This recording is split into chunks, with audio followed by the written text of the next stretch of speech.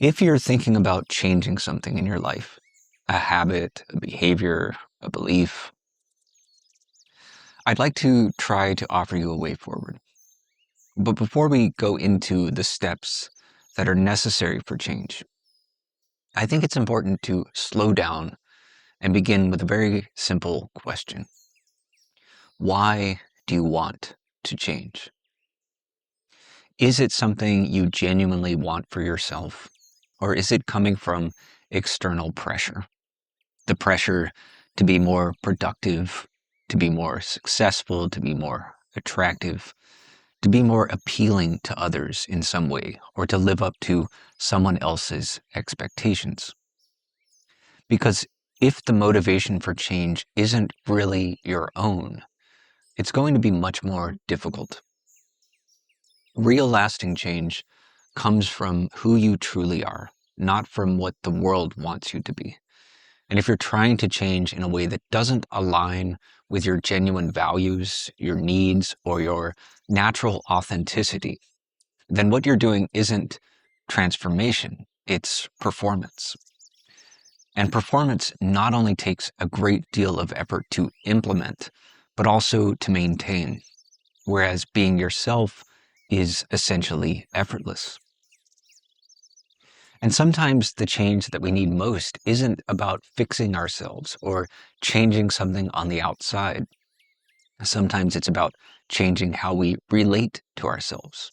Sometimes it's about letting go of the need for other people's approval and validation and learning to accept ourselves just the way we are. With all that being said, if your motivation to change is sincere, if it's something that really matters to you, something that you genuinely want for yourself, then I support and encourage you in that endeavor. So, what actually makes change possible? In my experience, the first thing we need is awareness.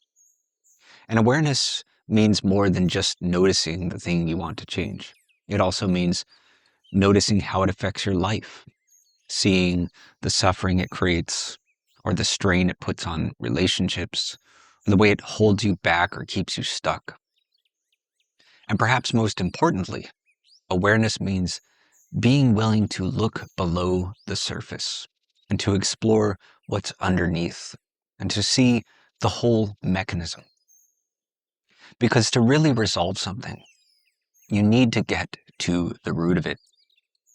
If you only change what's at the surface, but you don't address the root, whatever change you force tends not to last.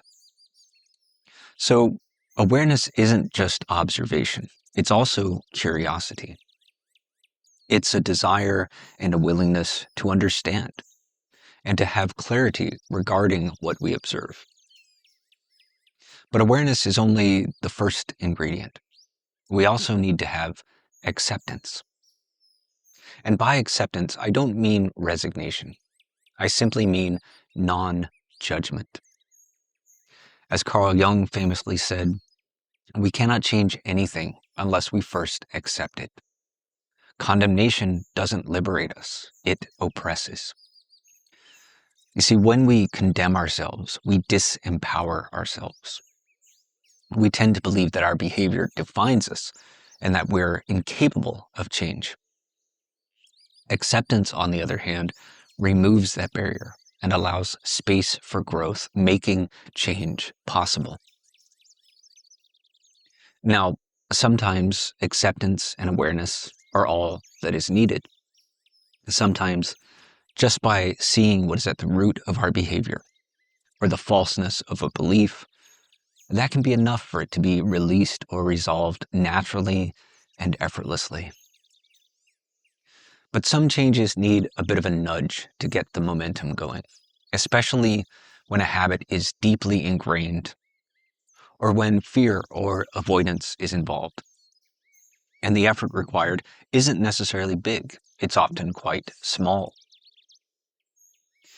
Many people find themselves feeling overwhelmed, imagining what it might take to accomplish a goal or to change their lives in any significant way. But we don't have to take on the entire load or change everything all at once. It's often better to just focus your attention on one small step at a time, one small thing that you can do today to move in the direction of where you want to go. And for those who fear that what they want is too far out of reach, even if you fall short of the goal, you'll still wind up further along than where you are now. And that's still an improvement.